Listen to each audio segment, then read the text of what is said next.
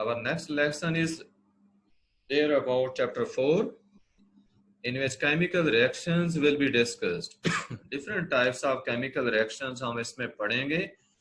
इसमें स्टार्ट में हम एलिमेंट्स और कंपाउंड्स के बारे में देखेंगे कि एलिमेंट्स क्या होते हैं, कंपाउंड्स क्या हैं, ये मैटर की ही डिफरेंट फॉर्म्स हैं.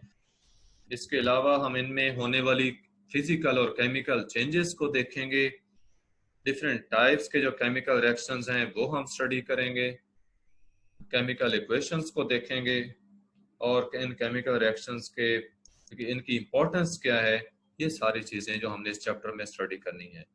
तो ये बेटा ये केमिस्ट्री से रिलेटेड चैप्टर है.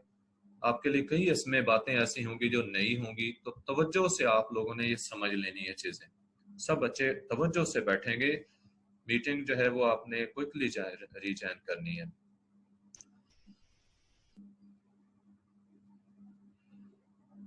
जिसने क्वेश्चन पूछना है थोड़ा सा वेट करेंगे, मैं कुछ चीजें डिस्कस कर लूं, उसके बाद फिर क्वेश्चन पूछ सकते हैं.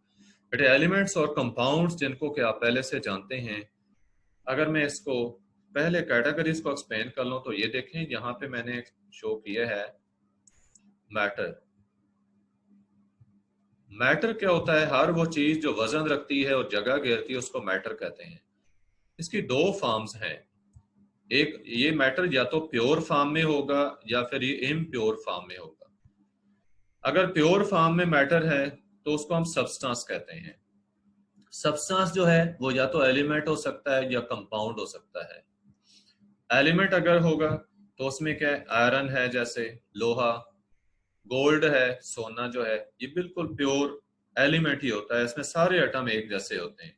एलिमेंट के अंदर सारे एटम एक ही तरह के होते हैं. कॉपर है जिसकी कॉपर जो है जिसकी इलेक्ट्रिकल वायर्स बनी होती हैं.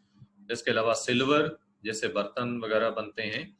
तो ये प्योर एलिमेंट्स होते हैं. इनके अंदर एक ही तरह के एटम्स होते हैं.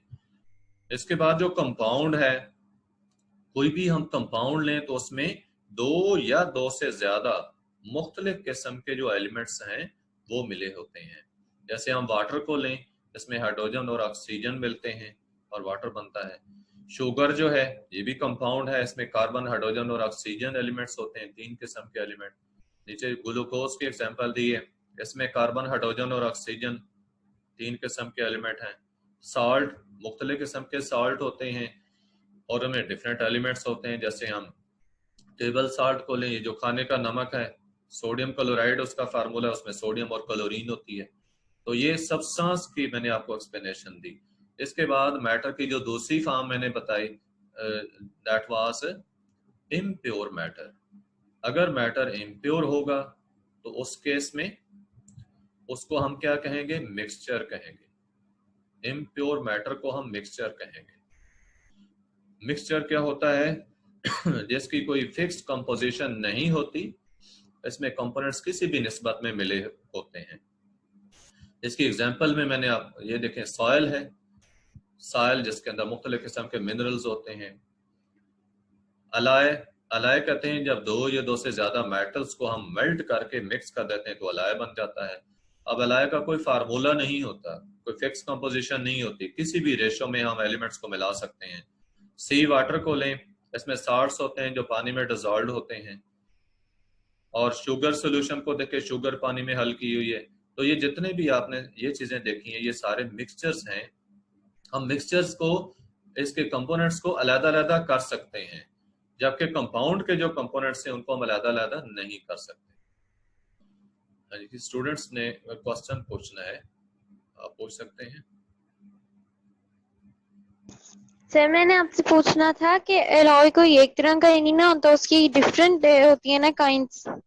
ये मुख्तलिफ किस्म के एलायज होते हैं. जैसे आप ब्रास को देख लें, कॉपर और जिंक के मिलने से बनता है.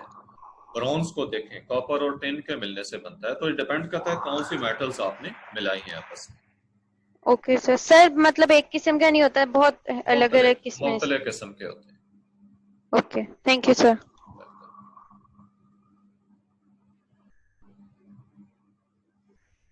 नेक्स्ट,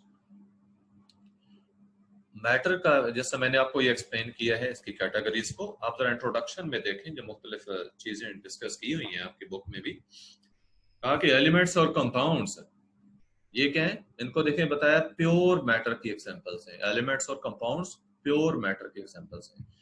सब्सटेंस है जैसे हाइड्रोजन है, ऑक्सीजन है, ये एलिमेंट्स हैं, जबकि वाटर, कार्बन डाइऑक्साइड, ये कंपाउंड्स हैं। अब बेटे देखें, हाइड्रोजन है तो इसमें देखें H2 इसका फार्मूला लिखा, इसमें 2 एटम हाइड्रोजन के ही हैं, ये हाइड्रोजन डायटोमिक फॉर्म में पाई जाती है। इसमें ऑक्सीजन, O2, दोनों एटम ऑक्सीजन के हैं, तो ये एलिमेंट्स थे। अब वाटर कंपाउंड है, इसमें देखें हाइड्रोजन और ऑक्सीजन 2 किस्म के एलिमेंट हैं। कार्बन डाइऑक्साइड को देखें, कार्बन और ऑक्सीजन 2 किस्म के एलिमेंट हैं। तो कंपाउंड्स में 2 या 2 से ज्यादा किस्म के एलिमेंट्स होते हैं जो केमिकली आपस में मिले होते हैं। उसके बाद फिजिकल और केमिकल चेंजेस का बताया गया है। एग्जाम्पल पहले देख लें, वाटर है, ये हमारी कॉमन ऑब्जर्वेशन की बात है कि पानी को जब हम फ्रीज करते हैं तो वो आइस बन जाता है। हमारे पास जो पानी है फ्रीज करें तो आइस बन जाता है। अगर हम उसको हीट करते हैं, बॉयल करते हैं, तो वही पानी स्टीम बन जाता है। अब ये दोनों चेंजेस जो हैं, यानी फ्रीजिंग हो या बॉइलिंग हो, इन दोनों चेंजेस से पानी की कंपोजिशन में कोई फर्क नहीं आता। स्टीम है, आइस है या वाटर है, फार्मूला उसका H2O ही है, यानी उसमें हाइड्रोजन और ऑक्सीजन ही होंगे और वो 2 और 1 की रेशो में ही आपस में मिले हुए होंगे। इसकी केमिकल प्रॉपर्टीज में कोई चेंज नहीं होती। तो ऐसी चेंजेस जिनके अंदर केमिकल प्रॉपर्टीज जो हैं वो चेंज ना हो, उनको हम फिजिकल चेंजेस कहते हैं। तो ये वाटर, आइस और स्टीम क्या है, ये फिजिकली डिफरेंट फॉर्म्स हैं वाटर की। सब्सटेंस एक ही है, यानी वाटर ही। अब दूसरी कैटेगरी देखें, आप एक इस चेंज को देखें, किसी पानी के अंदर कहा एसिडिफाइड वाटर, कि पानी के अंदर कुछ एसिड डाल दें। एसिड क्यों डालेंगे, क्योंकि पानी खालिस जो है ये नॉन कंडक्टर होता है, उसमें से इलेक्ट्रिसिटी पास नहीं हो सकती। अगर हम एसिड डाल देंगे तो बिजली पास हो जाएगी। तो इलेक्ट्रिसिटी पास करेंगे तो इस वाटर की क्या होगी, इलेक्ट्रोलिसिस हो जाएगी। ये हाइड्रोजन और ऑक्सीजन में चेंज हो जाता है जो इसके कंपोनेंट्स थे। अब हाइड्रोजन और ऑक्सीजन को देखें तो एंटायरली उनकी डिफरेंट जो है वो प्रॉपर्टीज होती हैं, उनकी कंपोजिशन डिफरेंट होती है। वाटर की कंपोजिशन डिफरेंट थी। तो ऐसी चेंजेस को हम कहते हैं केमिकल चेंजेस। ऐसी चेंजेस जिनके दौरान जो बनने वाला सब्सटेंस है उसकी एंटायरली डिफरेंट प्रॉपर्टीज होती हैं, केमिकल प्रॉपर्टीज चेंज हो जाती हैं, उसको केमिकल चेंज कहा जाता है। और ऐसा रिएक्शन जिसके दौरान केमिकल चेंज होती है उसे केमिकल रिएक्शन कहा जाता है। आपने पहले देखा था कि ये भी चेंज आई थी कि वाटर जो है वो आइस में या स्टीम में हमने कन्वर्ट किया, लेकिन केमिकल प्रॉपर्टीज चेंज नहीं हुई थी, इसलिए उसको हमने फिजिकल चेंज कहा था। यहाँ पे वाटर को हाइड्रोजन और ऑक्सीजन में चेंज कर दिया है तो प्रॉपर्टीज बिल्कुल चेंज हो गई हैं। पानी देखो लिक्विड है, हाइड्रोजन और ऑक्सीजन गैसें हैं। पानी जलती हुई आग को बुझा देता है, हाइड्रोजन का बेटे याद रखें ये खुद जलती है, जबकि ऑक्सीजन जलने में मदद देती है। तो प्रॉपर्टीज चेंज होगी, चूंकि केमिकल प्रॉपर्टीज चेंज हो गई, लिहाजा ये क्या थी, केमिकल चेंज। और केमिकल रिएक्शन के दौरान हमेशा केमिकल चेंजेस होती हैं। ये मैंने आपको मैटर की कैटेगरीज जो है एक्सप्लेन कर दी हैं कि प्योर मैटर होगा तो उसको सब्सटेंस कहेंगे, इम्प्योर होगा तो मिक्सचर कहेंगे।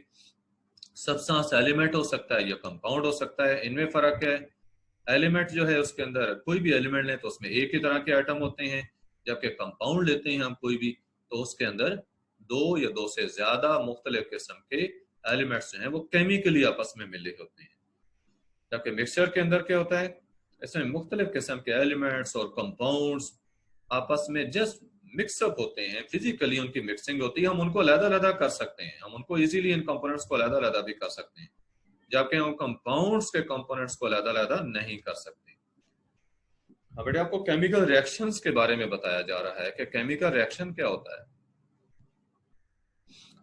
डिफरेंट टाइप्स के केमिकल रिएक्शंस हैं जो कि हमारी डेली लाइफ में ऑब्जर्वेशन में आते हैं।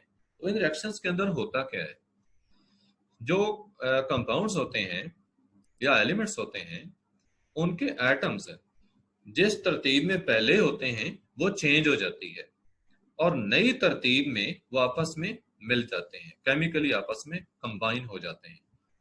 इसे हम कहते हैं केमिकल रिएक्शन।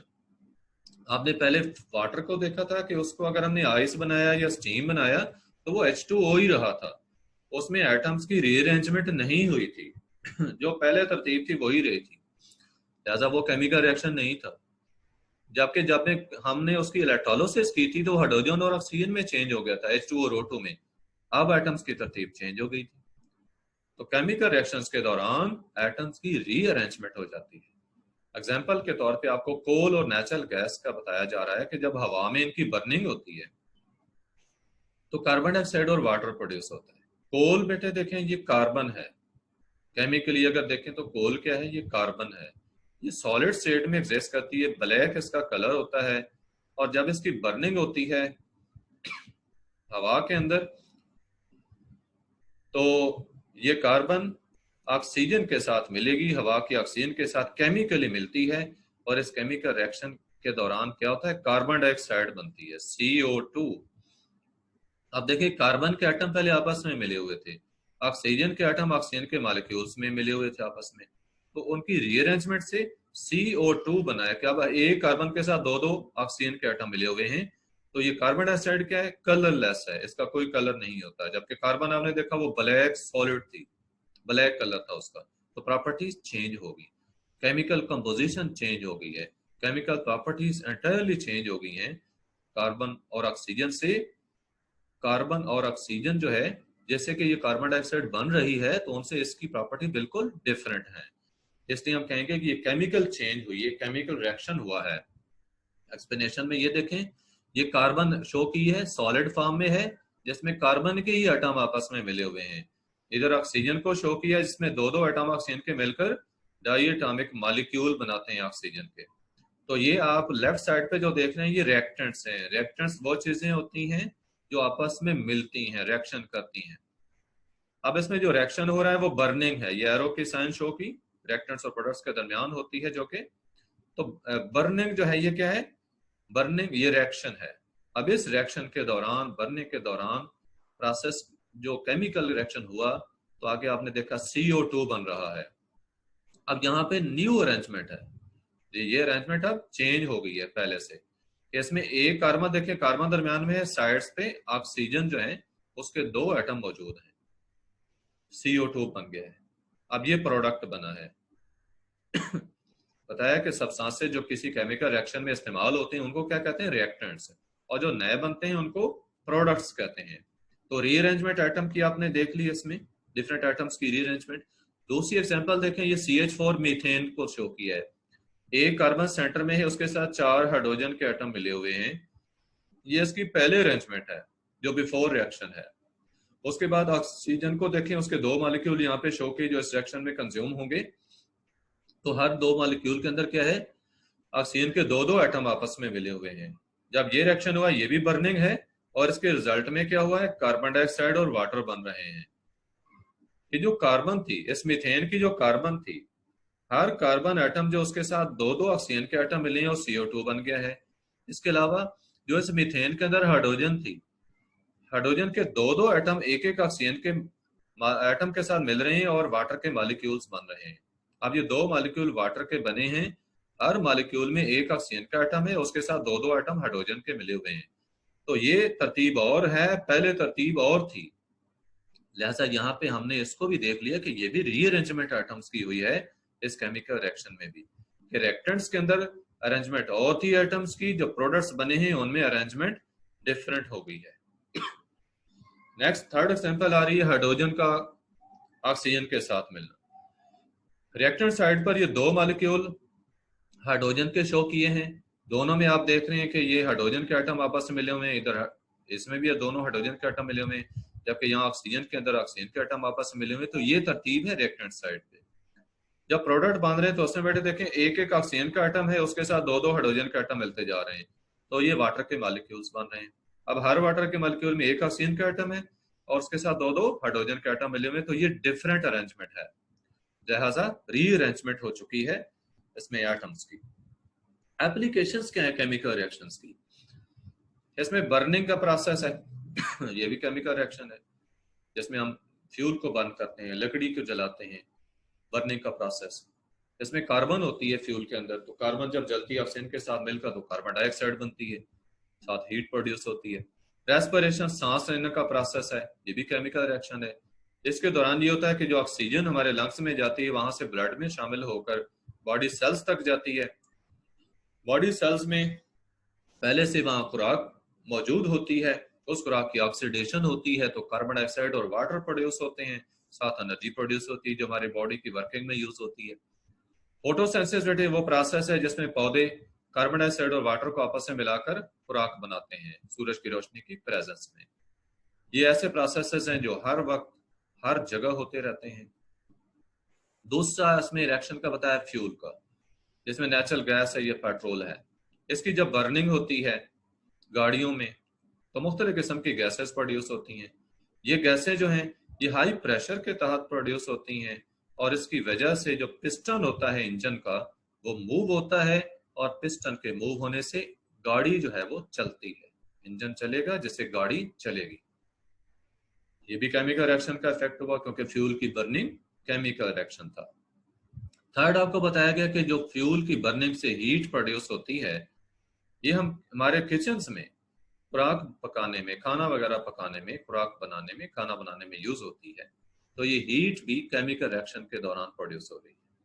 फिर हीट जो हमारी फ्यूल की बर्निंग से प्रोड्यूस होती है इंडस्ट्रीज के अंदर, उससे हम स्टीम प्रोड्यूस करते हैं, पानी से स्टीम प्रोड्यूस करते हैं और स्टीम को आगे डिफरेंट पर्पसेस में यूज करते हैं। तो ये चार मुख्तलिफ किस्म के आपको रिएक्शंस बताए गए जो कि हमारी रोजमर्रा जिंदगी में यूज होते हैं। इन रिएक्शंस को एक्सप्लेन किया जा रहा है। फोटोसिंथेसिस आप पहले से भी जानते हैं, एक्सप्लेन किया था मैंने इसको, कि कार्बन डाइऑक्साइड हवा से पौधे लेते हैं, पानी जमीन से जज़ब करते हैं, सनलाइट को क्लोरोफिल के जरिए अब्सॉर्ब करते हैं। ये क्लोरोफिल पौधे के जो ग्रीन पार्ट्स हैं उनके अंदर क्लोरोप्लास्ट के अंदर होता है, क्लोरोप्लास्ट के अंदर क्लोरोफिल होता है, ग्रीन कलर का पिगमेंट है। और क्लोरोप्लास्ट कहाँ होते हैं? पौधे के ग्रीन पार्ट्स जितने ग्रीन टिश्यूज उनमें होते हैं, ज्यादातर ये लीव्स में कंसंट्रेटेड होते हैं।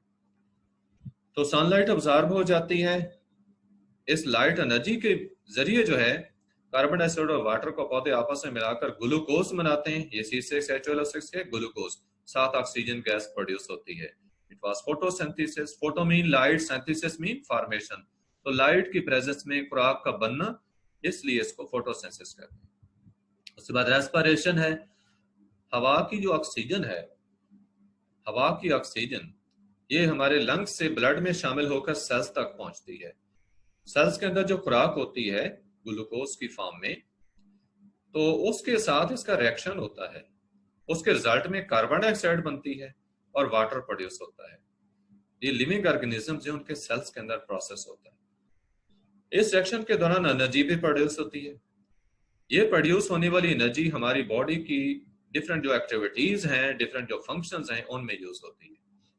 ये केमिकल रिएक्शन आप देख रहे हैं, इसमें देखें रीअरेंजमेंट ऑफ एटम्स हो रही है। ग्लूकोज, ऑक्सीजन, इनके कॉम्बिनेशन से प्रोडक्ट्स में कार्बन डाइऑक्साइड और वाटर बन रहे हैं, साथ एनर्जी प्रोड्यूस हो रही है। तो रिएक्टेंट साइड पे तरतीब मुख्तलिफ है, प्रोडक्ट साइड पे डिफरेंट है। So rearrangement of atoms has taken place. Third category आपको फर्मेंटेशन रिएक्शंस की बताई गई है। कन्वेयर मिल्क की जो योगर्ट में है, दही का बनना दूध से, और ये मुख्तलिफ जो बेकिंग प्रोडक्ट्स हैं, बेकरी आइटम्स जो बनती हैं, इनमें केमिकल चेंजेस होती हैं, केमिकल रिएक्शंस होते हैं। और ये केमिकल रिएक्शंस कैसे होते हैं बेटे? माइक्रो ऑर्गेनिजम्स के जरिए होते हैं। जैसे यीस्ट है, यीस्ट फंगस की किस्म है, उसके जरिए होते हैं। और ऐसी केमिकल चेंजेस जो हैं, इन सब को या रिएक्शंस को कलेक्टिवली हम फर्मेंटेशन रिएक्शंस कहते हैं। नेक्स्ट कुछ केमिकल रिएक्शंस को एक्सप्लेन किया गया एक्टिविटीज के साथ। पहले इसमें है आयरन सल्फाइड का बनना। आयरन और सल्फर आपस में जब रिएक्ट करते हैं तो आयरन सल्फाइड बनता है। एक्टिविटी में बेटे आपको बताया गया आयरन टर्निंग्स को लेना। आयरन टर्निंग क्या है? आयरन के पीसेस, बारीक बारीक पीसेस आयरन के। हमने आयरन टर्निंग्स को इस चाइना डिश में लेना है, इसके साथ हमने सल्फर पाउडर थोड़ी मिकदार में डालनी है, उसको हीट करना है। उसको जब हम फ्यू मिनट्स तक जब वो हीट करेंगे तो सल्फर मेल्ट होगी, आयरन के साथ उसका रिएक्शन होगा, तो इससे आयरन सल्फाइड बनता है। ब्लैक मैस आयरन सल्फाइड का बनेगा और ये कंपाउंड है, अब केमिकल रिएक्शन हो गया है। हमने जब आयरन फिलिंग्स को या आयरन टर्निंग को सल्फर के अंदर मिक्स किया था अगर उसमें से हम मैग्नेट को पास करते तो सारी आयरन टर्निंग अलहदा हो जाती है। लेकिन ये जो बना है अब आयरन सल्फाइड, इसके करीब मैग्नेट को ले आए तो मैग्नेट इसको अट्रैक्ट ही नहीं करेगा, क्योंकि इसकी प्रॉपर्टीज बिल्कुल डिफरेंट है। तो केमिकल रिएक्शन में या केमिकल चेंज में बेटे याद रखें, जो सब्सटेंस बनता है उसकी प्रॉपर्टीज उसको बनाने वाले कंपोनेंट से बिल्कुल मुख्तलिफ होती हैं। दूसरी एग्जांपल रस्टिंग ऑफ आयरन की दी हुई है। जंग लगना, लोहे को जंग लगना। आयरन का ऑक्सीजन के साथ रिएक्शन हो तो आयरन ऑक्साइड बन रहा है, इससे फेरिक ऑक्साइड, आयरन ऑक्साइड, ये जंग होता है। इसको एक एक्टिविटी से एक्सप्लेन किया। टेस्ट ट्यूब के अंदर आपने पानी ले लेना है और आयरन नेल लेकर उसको इसके अंदर डिप कर देना है। अब नेल्स का कुछ हिस्सा इसमें डिप हो चुका है, बाकी सब बाहर है। इसको हमने 2 दिन तक रख देना। उसके बाद हम देखेंगे कि जो ऐसे नेल्स के जो हिस्से पानी के अंदर थे उनके ऊपर ब्राउन सा मैस डिपॉजिट हो जाएगा। वो ब्राउन मैस का रस्ट है, जंग है। तो इससे ये जाहिर हुआ कि रस्ट के लिए, जंगारी के लिए, जंग लगने के लिए ऑक्सीजन के साथ साथ पानी का होना, मॉइस्चर का होना भी जरूरी है। अगर हम किसी चीज को रस्टिंग से बचाना चाहते हैं, उसको ऑक्सीजन और पानी से दूर रखें, इन दोनों में से अगर एक चीज से भी बचा लेंगे तो उस चीज को जंग नहीं लगेगा। उसके बाद केमिकल इक्वेशंस हैं। ये जितने भी हमारे केमिकल रिएक्शंस होते हैं इनको हम केमिकल इक्वेशंस के साथ जाहिर करते हैं। अब केमिकल इक्वेशन क्या है? हम केमिकल रिएक्शन में इस्तेमाल होने वाले एलिमेंट्स और कंपाउंड्स को उनके सिंबल्स, उनके फार्मूलों के साथ और साइंस के साथ शो करेंगे। साइंस क्या होंगी कि हम शो करेंगे वो सॉलिड है, लिक्विड है या गैस है। तो ये रिप्रेजेंट, इस तरह से रिप्रेजेंट करना केमिकल रिएक्शंस को, ये केमिकल इक्वेशन कहलाता है। जैसे बेटे जो चीजें इस्तेमाल होती हैं वो रिएक्टेंट्स कहलाते हैं, जो बनती हैं वो प्रोडक्ट्स कहलाते हैं। रिएक्टेंट्स को हम लेफ्ट साइड पर लिखते हैं और प्रोडक्ट्स को राइट साइड पर लिखते हैं, और दरमियान में एरो की साइन होती है जो रिएक्टेंट से प्रोडक्ट की साइड पर होती है।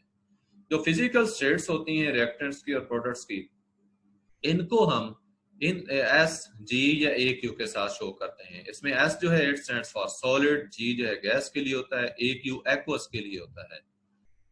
एक्वस मीन पानी में सोल्यूशन।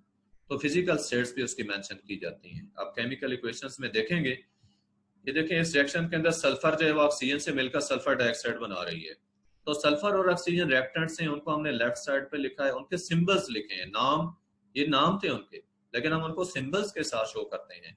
इस तरह सल्फर डाइऑक्साइड का नाम है, उसको हम सल्फर डाइऑक्साइड SO2 फार्मूले से शो कर रहे हैं। तो सिंबल्स और फार्मूले से जब हम रिएक्टेंट्स और प्रोडक्ट्स को शो करते हैं तो ये केमिकल इक्वेशन कहलाती है। जितने रिएक्टेंट्स होते हैं हम उन सबके सिंबल्स और फार्मूले लेकर दरमियान में प्लस की साइन डालते जाते हैं। उसके बाद जो प्रोडक्ट्स बनते हैं उनको राइट साइड पर इसी तरह लिखते हैं। दरमियान में एरो की साइन होती है जो रिएक्टेंट से प्रोडक्ट्स की साइड पे है। अब ये केमिकल इक्वेशन हमें बता रही है कि सल्फर और ऑक्सीजन आपस में रिएक्शन कर रहे हैं और उससे सल्फर डाइऑक्साइड जो है वो गैस बन रही है। और इनकी फिजिकल स्टेट्स को शो किया कि सल्फर सॉलिड है, ऑक्सीजन गैस है, जी से शो की, सल्फर डाइऑक्साइड जो बनी वो भी गैस है। तो फिजिकल स्टेट भी शो की गई। दूसरा रिएक्शन जिंक का सल्फ्यूरिक एसिड के साथ है।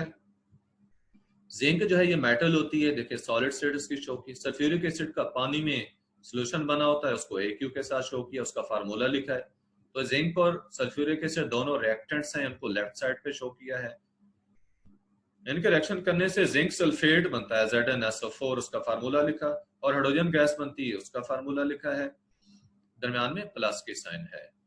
तो दरमियान में देखें रिएक्टेंट्स और प्रोडक्ट्स के दरमियान एरो की साइन डाल दी है। नेक्स्ट आपको बताया गया बैलेंसिंग इक्वेशंस की, कि हम केमिकल इक्वेशंस को बैलेंस कैसे करते हैं। तो बैलेंस करना होता क्या है? रिएक्टेंट्स और प्रोडक्ट्स साइड्स पर दोनों तरफ हर एलिमेंट के एटम्स की तादाद को इक्वल कर देना, यह कहलाता है बैलेंसिंग ऑफ केमिकल रिएक्शंस। इसको हम बैलेंसिंग ऑफ केमिकल रिएक्शंस कहते हैं। यानी रिएक्शन के अंदर, केमिकल इक्वेशन के अंदर, अगर रिएक्टेंट्स और प्रोडक्ट साइड पर हर एलिमेंट के एटम्स की तादाद इक्वल है तो हम उसे कहेंगे बैलेंस केमिकल इक्वेशन, और अगर वो इक्वल नहीं है तो हम उसे कहते हैं अनबैलेंस केमिकल इक्वेशन। जैसे इसमें देखें रिएक्टेंट साइड पर 2 हाइड्रोजन के एटम है, प्रोडक्ट साइड पर 1 है। इसी तरह रिएक्टेंट साइड पे 2 क्लोरीन के एटम है, प्रोडक्ट साइड पे 1 है। क्योंकि हर एलिमेंट के एटम्स की तादाद सेम नहीं है रिएक्टेंट्स और प्रोडक्ट साइड पे, तो हम इसको अनबैलेंस केमिकल इक्वेशन कहेंगे। अब अनबैलेंस केमिकल इक्वेशन को हम बैलेंस कैसे करते हैं, इसके लिए ट्रायल एंड एरर मेथड जो है वो यूज होता है।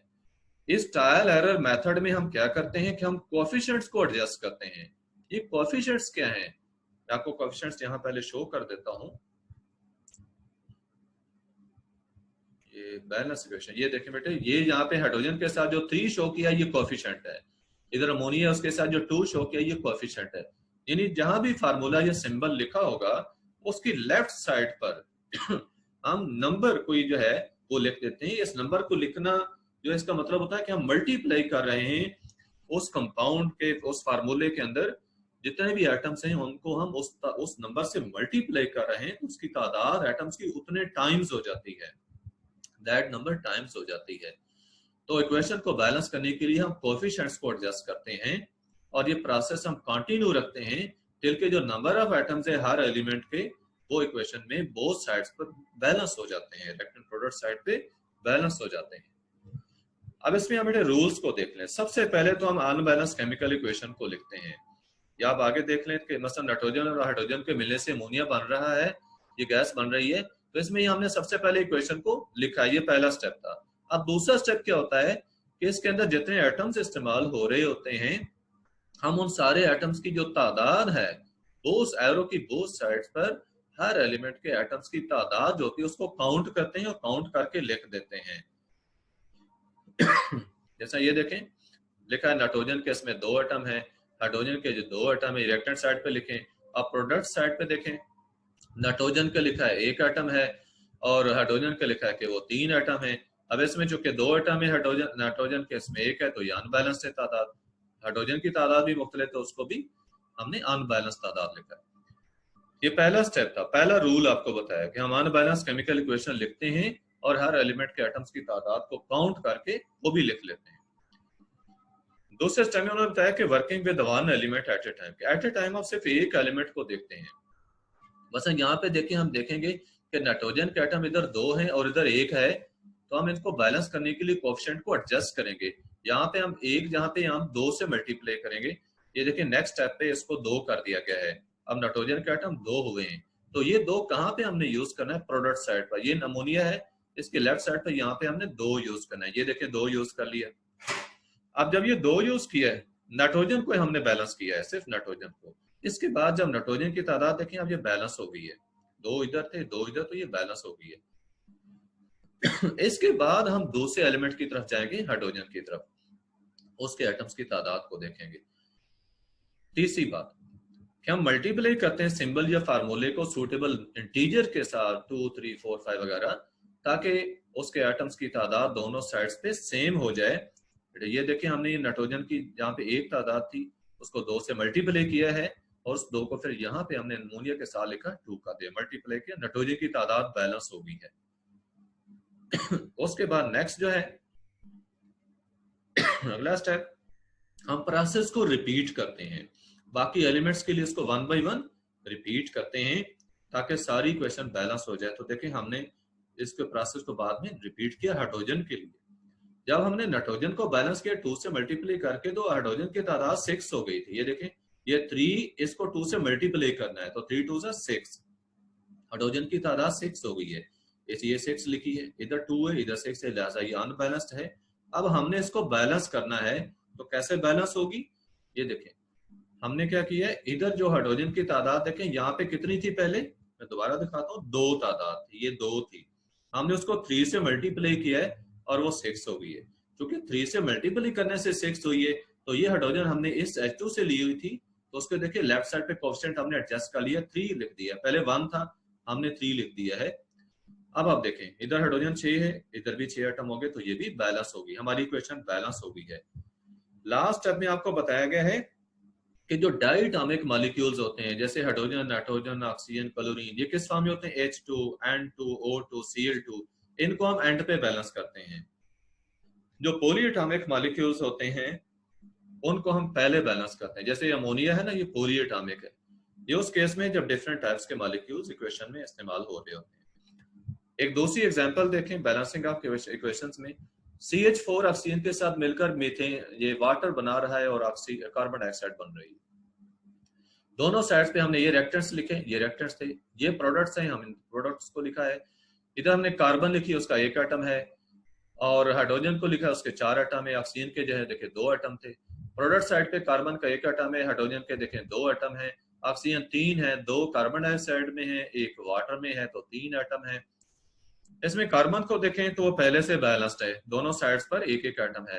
हाइड्रोजन की तादाद अनबैलेंस्ड है, ऑक्सीजन भी अनबैलेंस्ड है। हम सबसे पहले इसको हाइड्रोजन को लेंगे।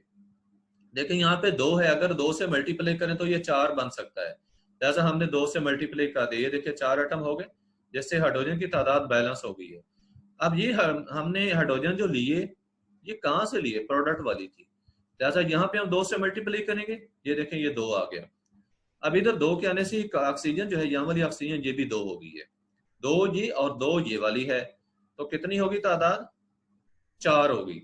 अब ये देखो ऑक्सीजन के एटम की तादाद 4 लिखती है तो ये भी बैलेंस हो गई है, ऑटोमेटिकली बैलेंस हो गई है। नहीं हमने एक एलिमेंट को बैलेंस किया था, उसके तादाद एटम की तादाद को दूसरा ऑटोमेटिकली बैलेंस हो गया है। तो ये बेटा मैंने कहा था ट्रायल एंड एरर मेथड होती है, इसको ट्रायल एरर मेथड कहते हैं। ट्रायल एरर इसलिए कि हम ट्राई करते हैं एक एलिमेंट के एटम्स की तादाद को बैलेंस करने की, तो दूसरी बात अनबैलेंस भी हो जाती है, लेकिन ये प्रोसेस हम कंटिन्यू रखते हैं अंटिल के हर एलिमेंट के एटम्स की तादाद सेम हो जाती है। थर्ड एग्जांपल में देखें, कैल्शियम क्लोराइड सोडियम कार्बोनेट से मिलकर कैल्शियम कार्बोनेट बना रहा है और सोडियम क्लोराइड बन रहा है। इसमें ये रिएक्टेंट्स हैं कैल्शियम क्लोराइड और सोडियम कार्बोनेट। इनमें जो एलिमेंट्स हैं, देखिए कैल्शियम का एटम क्या 1 है, क्लोरीन कितनी है वो 2 है, सोडियम 2 है, कार्बन 1 एटम है, ऑक्सीजन देखें तो वो 3 एटम है। इससे ये कैल्शियम कार्बोनेट और सोडियम क्लोराइड प्रोडक्ट्स हैं। इसमें कैल्शियम का 1 एटम है, क्लोरीन कितने हैं 1 एटम है, सोडियम ये भी 1 एटम है, कार्बन को देखते हैं वो 1 एटम है, ऑक्सीजन को देखते हैं तो यहीं पे ऑक्सीजन है 3 एटम है। अब हम कंपेयर करते हैं।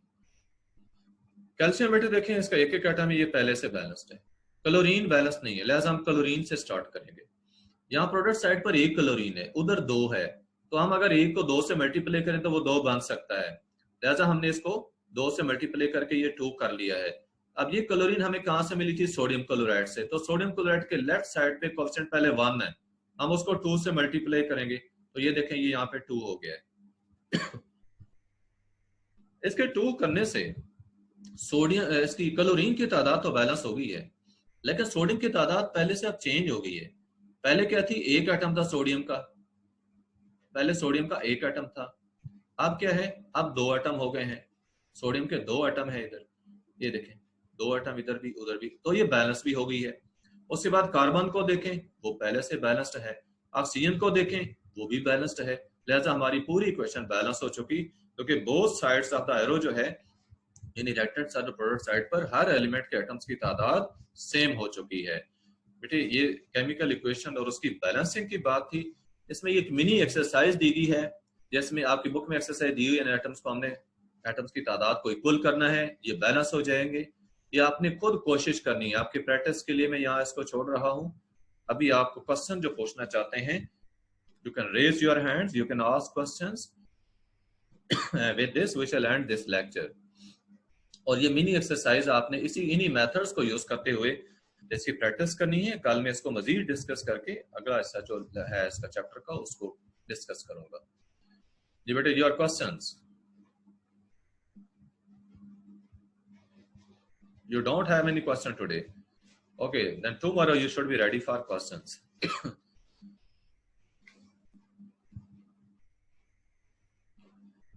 अब इसमें देखें जो हमारे पास थोड़ा सा टाइम है, इसमें मैं इन्हीं को थोड़ा सा डिस्कस कर लेता हूँ। ये जो रिएक्टेंट्स प्रोडक्ट्स हैं, इसमें आयरन का देखें 1 एटम है, उधर भी 1 एटम है, लिहाजा पहले से बैलेंस्ड है। यहाँ क्लोरीन के 2 एटम है, उधर 3 एटम है, हम इनको कैसे बैलेंस करेंगे, हम क्लोरीन को यहाँ पे 3 से मल्टीप्लाई कर देंगे तो ये 3 to 6 हो जाएगी तादाद, इसको हम 2 से मल्टीप्लाई कर देंगे ताकि ये भी 2 3 6 हो जाए, लेकिन ऐसा करने से आयरन की तादाद 2 हो जाएगी, तो लेफ्ट साइड पे भी यहाँ 2 से मल्टीप्लाई करेंगे, लिहाजा ये क्वेश्चन अब बैलेंस हो जाएगी। नेक्स्ट देखें, एल्यूमिनियम ऑक्सीजन से मिलकर जो एल्यूमिनियम ऑक्साइड बना रही है, आप राइट साइड पे देखें, प्रोडक्ट साइड पे 2 एल्यूमिनियम है, इसको हम 2 से मल्टीप्लाई करेंगे ताकि ये 2 हो जाए, अब एल्यूमिनियम बैलेंस होगी। ऑक्सीजन इधर 2 है, इधर 3 है, 3 है, तो हम इनको कैसे बैलेंस करते हैं, क्रॉस मल्टीप्लाई करके कर सकते हैं। इधर हम इसको 2 से मल्टीप्लाई कर देते हैं, यहाँ पे इसको 3 से मल्टीप्लाई कर देते हैं, ये 3 to 6 हो जाएगा, ऑक्सीजन की तादाद 6 हो जाएगी। ये 3 to 6 होकर ऑक्सीजन की तादाद इधर भी 6, लेकिन एल्यूमिनियम की तादाद चेंज हो गई, ये 2 to 4 हो गई है। तो ये यहाँ पे जो पहले 2 है उसको मजीद 2 से मल्टीप्लाई करेंगे तो वो भी 4 हो जाएगा। इससे ये क्वेश्चन बैलेंस हो जाएगी। उसके बाद ये सोडियम कार्बोनेट है जो कि HClO3 से मिल रहा है, परक्लोरेट्स क्लोरिक एसिड से इस सोडियम क्लोरेट और कार्बन डाइऑक्साइड वाटर बन रहा है। इसमें देखिए सोडियम के 2 एटम, इधर 1 है तो यहाँ पे हम 2 से मल्टीप्लाई कर देंगे। क्लोरीन की तादाद यहाँ पे 2 हो जाएगी तो हम इसको 2 से मल्टीप्लाई कर लेंगे। अब यहाँ भी क्लोरीन की तादाद 2 हो गई, लेकिन ऑक्सीजन की कितनी तादाद हुई है?